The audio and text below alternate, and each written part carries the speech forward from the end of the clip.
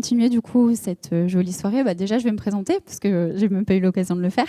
Donc je suis Alexia Pali, je suis en charge de la partie communication, qui est une vaste partie chez Rofim et comme chez toutes les startups d'ailleurs. Et j'ai le plaisir du coup de présenter et d'animer autant que faire se peut cette jolie soirée autour de la téléassistance chirurgicale.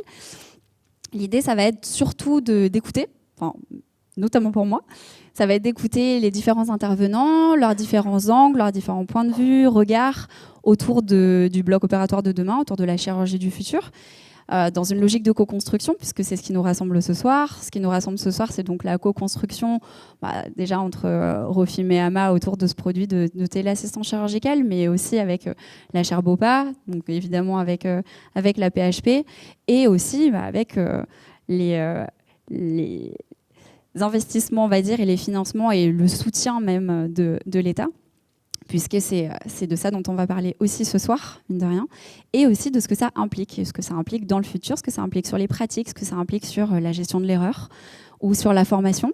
Je pense qu'il y a certains intervenants qui vont nous parler de certains projets, notamment par rapport à un grand campus.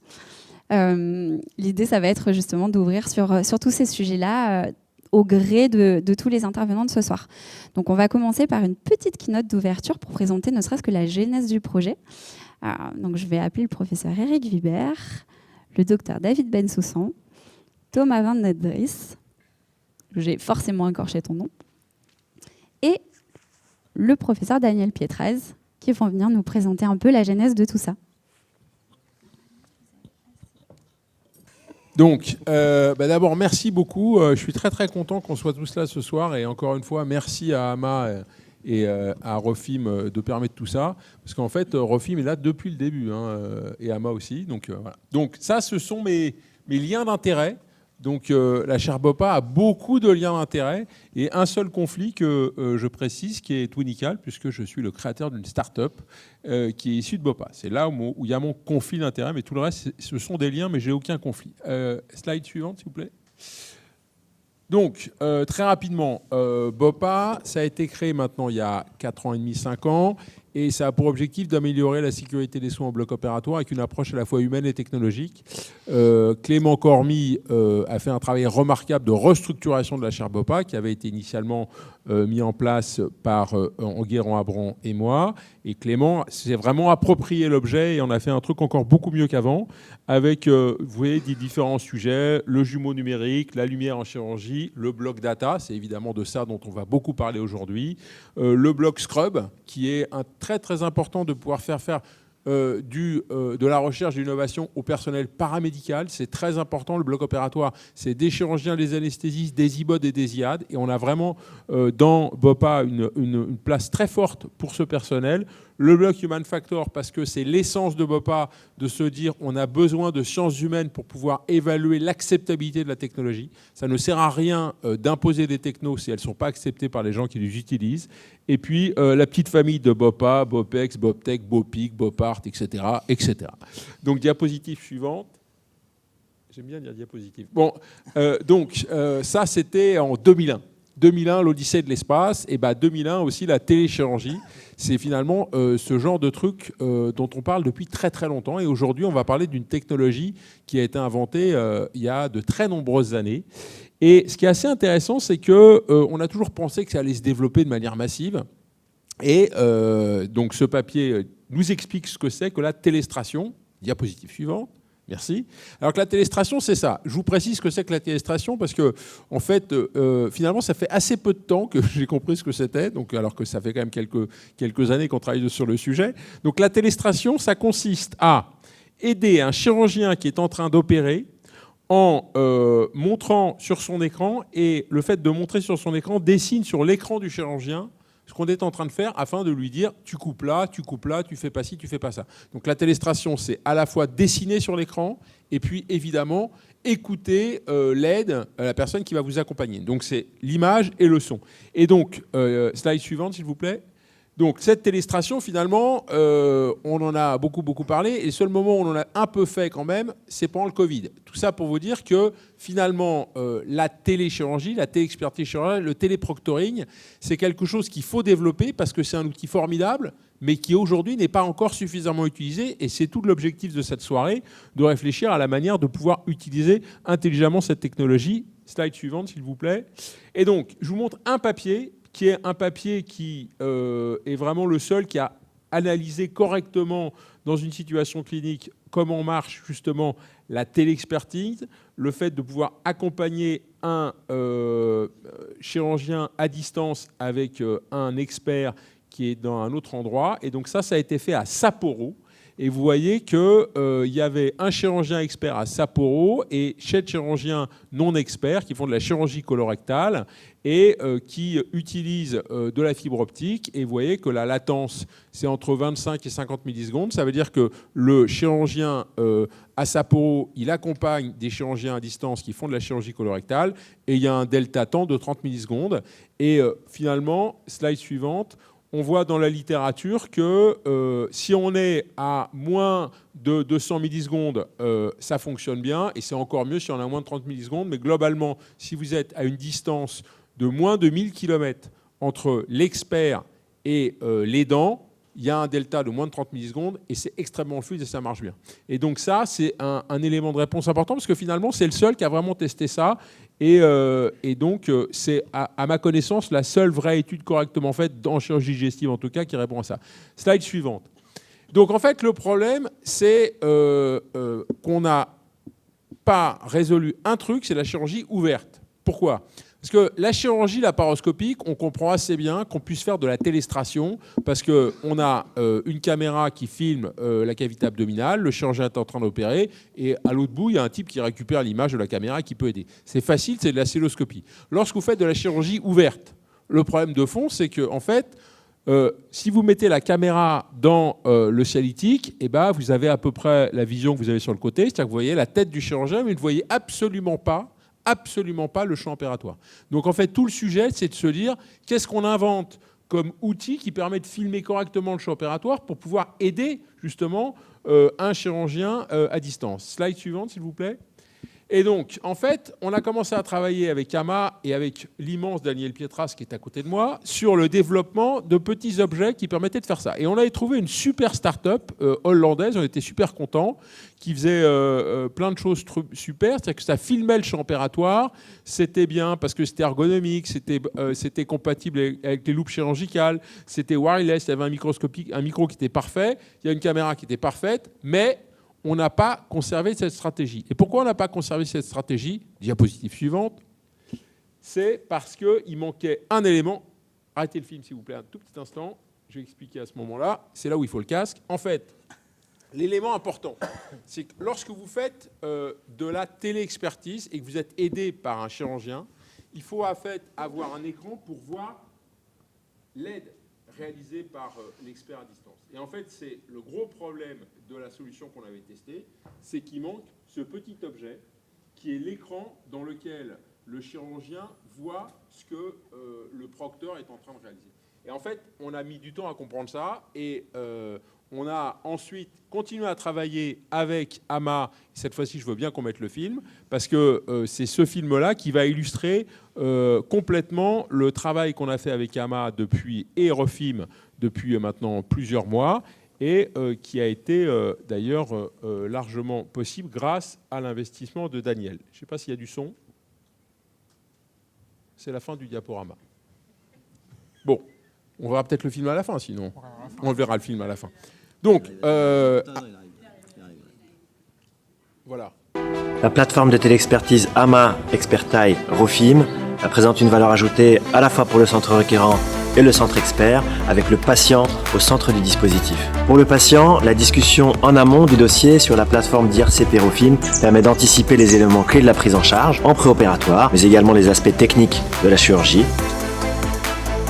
Je m'appelle Rémi Bombardion, je suis chirurgien digestif sur l'hôpital d'Aix-en-Provence depuis environ 15 ans. Lors du lancement de la plateforme Eurofilm, le premier intérêt qui s'est imposé, qui a été vraiment un outil très précieux, c'est le transfert d'images, de scanners. Et on n'avait aucun logiciel auparavant qui permettait de le faire de manière sécurisée. Par la suite, Eurofilm a nettement progressé dans d'autres fonctionnalités, notamment la création de RCP, donc de réunions de concertation pluridisciplinaires. En fait, c'est totalement illimité en fonction des experts de certains plateaux techniques ou de certains services, notamment au CHU. En cas de suite opératoire compliquée, la discussion en amont du dossier permettra un meilleur soutien du centre expert vers le centre requérant.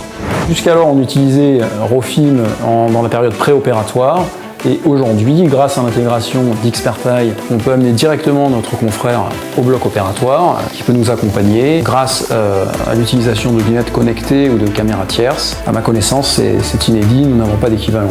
Moi, mon conseil, c'est plutôt de contrôler ta veine mésentérique supérieure, justement, juste là où tu pointais à l'instant, sous le pancréas. Ouais, tu la contrôles par là.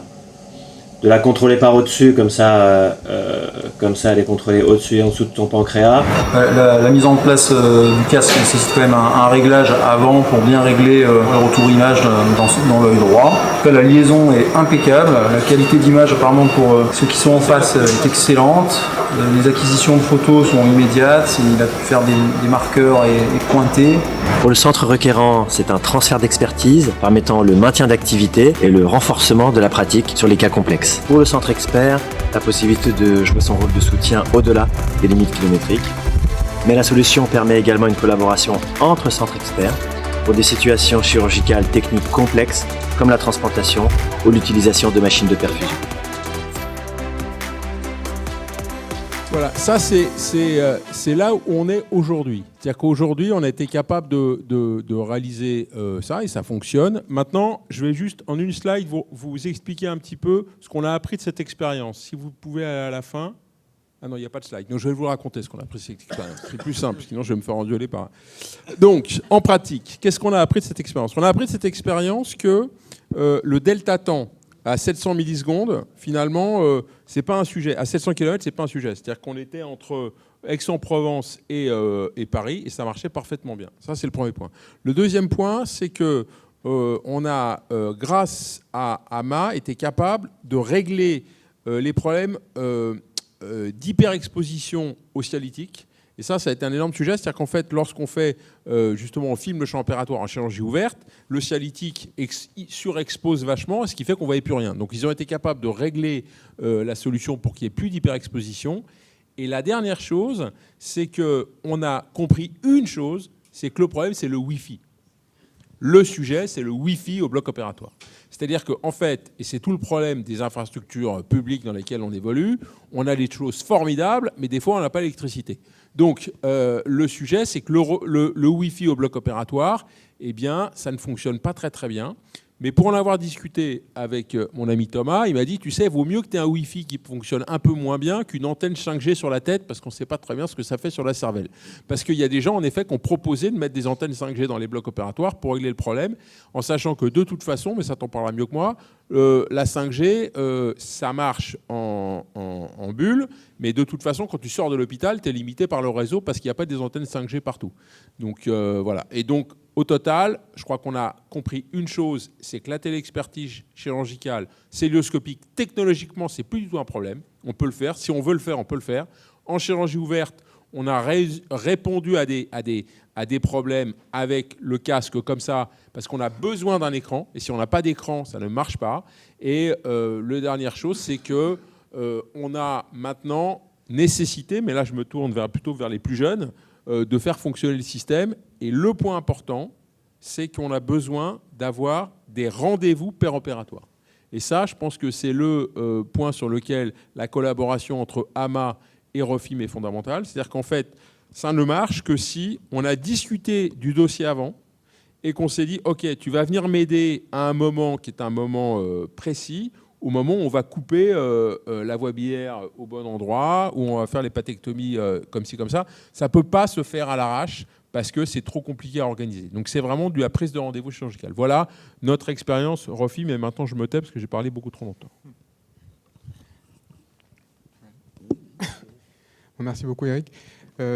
Moi, je rebondis sur ton dernier point. Je pense que la discussion du dossier avec les imageries et le dossier clinique en amont de la prise en charge chirurgicale est primordiale. Quand tu arrives sur un bloc et tu ne sais pas qu'est-ce qu'a le patient, tu n'as pas vu les images, tu n'as pas vu le dossier, tu ne sais pas quel âge, le poids, les antécédents, c'est très compliqué de se mettre dedans. Là, d'avoir la notion d'avant de toute l'antériorité, comme si on avait vu le patient quasiment en consultation, ça change complètement la donne de la téléassistance chirurgicale. Je pense, moi, pour l'avoir utilisé en routine là, 2 fois de suite, en fait, les personnes avaient vu le dossier en amont et ça change complètement la donne. Vraiment. Non, c'est une vraie évolution de la solution ExpertEye dans la partie médicale opératoire. Parce qu'il y a d'autres développements évidemment dans les sujets médicaux. En tout cas, au bloc opératoire, la partie assistance, téléassistance, et David a tout à fait raison, n'est rien sans une bonne préparation du dossier. Si encore une fois, on veut parler de téléassistance sur une chirurgie programmée. Ça peut arriver et je pense qu'il y a des cas d'usage indispensables à développer pour la téléassistance d'urgence, c'est-à-dire un chirurgien qui est dans la difficulté à un moment T. Ça, c'est encore un autre débat, puisqu'il s'agit d'être joignable quand on est l'expert, ou en tout cas l'assistant. Mais pour ce qui est d'une chirurgie programmée, aider un confrère sans connaître le malade, de ses antécédents à son imagerie, ça me paraît, en 2024, pas possible. Et pour ne pas avoir à passer par 2, 3 ou 4 plateformes, parce que c'est faisable, on peut toujours envoyer, on n'a pas le droit, mais on envoie des scanners par WhatsApp, qui est un réseau sécurisé, mais pas un réseau sécurisé médical. On envoie des PDF par mail pour avoir le dossier du malade. On n'a pas le droit, mais les structures actuelles font que c'est comme ça qu'on échange les données des patients, par des serveurs plus ou moins sécurisés, mais on le fait. En tout cas, d'avoir une solution qui intègre l'ensemble de ces possibilités, c'est-à-dire j'ai un médecin qui me contacte à un endroit donné, qui va me parler d'un dossier à un moment donné, à un moment où on aura décidé ensemble de discuter de ce dossier avec les antécédents, l'imagerie qui est déposée sur le serveur de Rofim et donc qui est accessible pour l'expert. Avec un rendez-vous pris, je l'opère tel jour à telle heure. Alors ça ne veut pas forcément dire que moi je dois me libérer pendant les 6 heures que va durer l'opération, mais probablement qu'en fonction du dossier et de ce qu'on aura discuté, le chirurgien requérant va me demander une aide pendant un temps donné, puisque par définition, s'il a décidé de faire cette opération, c'est qu'il est capable de faire cette opération, mais il y a peut-être un moment technique, qui va durer 30 minutes, 1 heure, 1 heure et demie, un moment technique un peu plus complexe, qui va nécessiter finalement un accompagnement par un expert, et rendez-vous est pris à tel moment, parce que c'est à peu près à tel moment que le problème technique va se poser, et puis ensuite le chirurgien continue son intervention. Ça a un intérêt pour le patient, qui est pris en charge le plus souvent près de chez lui, qui est pris en charge dans un centre peut-être qu'il connaît, avec un environnement qu'il connaît, près de sa famille, il n'est pas déplacé à 200-300 km pour être opéré. Et ça a un intérêt pour le chirurgien requérant, selon moi, puisque ça permet de faire un transfert d'expertise entre le centre expert et le centre requérant, ce qui fait que le chirurgien continue de développer son activité pour des malades, y compris des cas complexes. On a en France, j'en discutais un tout petit peu avec Yoann au début, avant le début de la conférence, je pense qu'en France, on n'a pas conscience, parce qu'on n'a effectivement que 1000 km de distance entre nos deux extrêmes. Aux États-Unis, ça fonctionne de plus en plus, parce qu'ils ont 2-3 fuseaux horaires dans le pays. Et donc en fait, transférer un malade dans un centre expert ou dans un centre de référence, c'est en fait tout de suite l'avion. C'est tout de suite un transfert avion, c'est pas 45-70 km en ambulance, c'est un transfert qui est compliqué. Et donc en fait, d'assister un chirurgien qui est capable de faire une intervention à distance, c'est des moyens qui sont développés là-bas. Je pense qu'il faut qu'on développe ça en France, qu'on franchisse le cap. Nous, on l'a fait à 700 km de distance parce que ça se portait bien. On va dire que Aix-en-Provence, c'est la maison mère de Rofim, donc c'était aussi un clin d'œil à ça, et je pense que c'est important. Toujours est-il que je pense qu'il faut qu'on franchisse ce dôme qu'on a dans la tête, où si le malade il est à 100 km de chez nous, c'est pas grave, fais-le faire le trajet en ambulance et puis en fait je vais m'en occuper du patient. Je ne sais pas si économiquement c'est forcément très bien pensé pour les différents soins dans le futur. En tout cas, pour le patient, c'est sûr que c'est pas confortable. Pour le chirurgien sur place, c'est un peu comme si on le privait d'une intervention qu'il est capable de faire. Et et les centres experts aujourd'hui, même avec dans un esprit de centralisation des chirurgies complexes, ne sont pas encore en capacité d'absorber la totalité des malades complexes de France. On le voit très bien sur la centralisation dans la chirurgie du pancréas. Donc toutes ces raisons pour continuer à développer. À l'extrême, on a parlé récemment avec des équipes canadiennes où le transfert de foie est impossible en hiver. Il y a un centre expert qui est quelque part et les intempéries font qu'on ne peut pas transférer le malade, même si on voulait, on ne pourrait pas. Donc là, il y a un intérêt encore plus fort pour ça. Et juste, Eric, tu n'as pas parlé d'un truc qui ne te concerne pas, mais qui nous concerne en chirurgie vasculaire et en radiologie interventionnelle, c'est la scopie. Donc en chirurgie, on opère soit de manière ouverte, soit par vidéo, soit sous scopie, donc c'est-à-dire sous rayon X. On en fait énormément en chirurgie vasculaire, chirurgie cardiaque et chirurgie et donc tout ce qui va être radiologie interventionnelle. Et donc à ce niveau-là, AMA a permis aussi de streamer en live l'écran de scopie. Ça, c'est une révolution aussi pour nous. C'est vraiment une révolution, ça n'était pas possible avant. Donc on a l'écran, on a les yeux du chirurgien, on a surtout l'écran de scopie sur lequel on travaille, qui n'est pas de la vidéo, donc qui est un autre format encore, et qui est vraiment formidable pour nous. Ça, c'est un point clé, absolument. On a la possibilité, grâce à AMA, d'avoir plusieurs sources, 4 sources. Tu peux nous expliquer un peu, peut-être ? Donc en fait, c'est vrai qu'à AMA, on a commencé la première chirurgie en 2014 avec les Google Glass. Et c'est vrai que tu parlais de la problématique des réseaux. Alors je ne vais pas rentrer dans les techniques réseau, hein, mais c'est sûr qu'il nous faut quand même du réseau pour faire du live. Les réseaux ont quand même beaucoup progressé ces dernières années, donc c'est quand même plus facile, même si nous, côté développement, on a beaucoup travaillé sur la partie, notamment latence entre l'audio et la vidéo, qui est clé pour avoir une bonne qualité de chirurgie. Et c'est vrai qu'au fil du temps, on a apporté aussi de plus en plus de vues. Alors le but, c'est pas de faire une mosaïque de vues, on est quand même dans la collaboration, c'est-à-dire que le but, c'est qu'il y ait vraiment un échange à la fois par la voix, mais aussi, comme tu disais tout à l'heure, aussi par le dessin, par la photo, par l'information qui va être échangée. Et donc nous, on va jusqu'à 4 vues en simultané, avec des curseurs en live dans la vidéo et autres. Et c'est vrai qu'aujourd'hui, on arrive à avoir sur le même live à la fois la vue interne, externe, et une vue un peu plus généraliste du bloc, tout en ayant la collaboration et l'interactivité. Alors, on a 4 vues, on peut être jusqu'à 5, 6, 7 ou 8 en live, hein, avec différents endroits. On n'est pas forcément tous au même endroit ou sur les mêmes devices aussi, que ce soit les téléphones ou les PC. Mais c'est vrai qu'on a vraiment aujourd'hui une solution qui est mature, avec des conditions réseau qui peuvent être variées et différentes d'un endroit à l'autre à travers le monde. Et aujourd'hui, c'est une solution que nous, aujourd'hui, les medtech, par exemple, utilisent entre la Chine et les États-Unis, entre l'Europe, un peu partout. On n'a plus trop cette problématique qu'on pouvait avoir au départ quand même, hein. Mais aujourd'hui, la qualité des réseaux a fait qu'on a à la fois considérablement amélioré la partie soft, mais le hardware aussi a beaucoup progressé, hein. Entre les Google Glass il y a 10 ans et aujourd'hui ces lunettes qui sont devant toi, il n'y a plus rien à voir en termes de calcul, de puissance de calcul, de qualité, de batterie, d'autonomie également. Mais en tout cas, c'est des solutions qui aujourd'hui sont matures et sont prêtes à être déployées dans le monde entier. Et je pense que là-dessus, la France aussi a la possibilité d'envoyer son expertise puisqu'on est quand même reconnu mondialement. Et au-delà de ça, on a quand même des territoires d'outre-mer, des départements d'outre-mer, puisqu'on parlait de distance entre la Nouvelle-Calédonie ou les Antilles, qui ont des besoins d'assistance, qui ont effectivement des chirurgiens très bons sur place, mais pour lesquels dans certains domaines d'expertise, il y a besoin finalement d'assistance par un centre expert. Et je pense que c'est aussi une piste importante en chirurgie. Et au-delà de la chirurgie digestive... Aussi, je pense aussi. Il y a aussi le post-chirurgie, et le suivi des plaies, le suivi des améliorations. Et on a aujourd'hui dans la salle des personnes qui ont commencé il y a même 7-8 ans avec nous. Alors on avait moins de difficultés avec la signalétique et les problématiques de luminosité, même si c'était une problématique. On avait des gros problématiques de réseau. Mais c'est vrai qu'on a commencé dans tout ce qui était post et suivi des plaies chroniques notamment. Et on a beaucoup amélioré la solution aussi grâce à ça, notamment sur la fluidité, la latence, etc. sur la solution.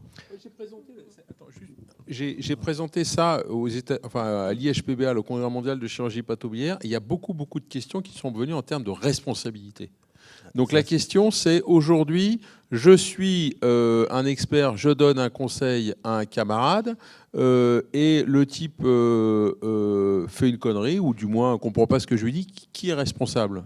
Alors c'est un super teasing pour la table ronde d'après. Je promets que j'ai pas fait exprès, je sais pas. Merci à tous les 4 en tout cas pour ce Merci. premier parti, Merci. pour ce premier panorama.